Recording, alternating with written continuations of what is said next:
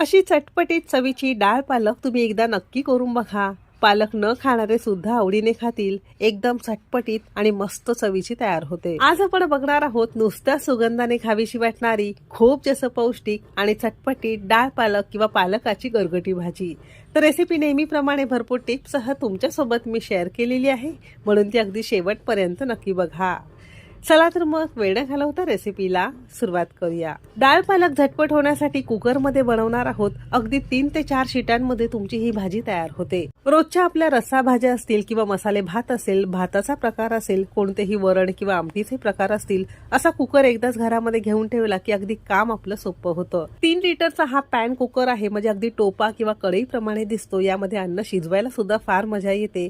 स्टीलचा आहे, triple layer आहे, म्हणजे यामध्ये अन्न करपत सुद्धा नाही. स्टीलचं असल्यामुळे आपल्या आरोग्यासाठी अगदी सेफ आहे. शिवाय कंपनीने 2 वर्षाची वॉरंटी दिलेली आहे. आता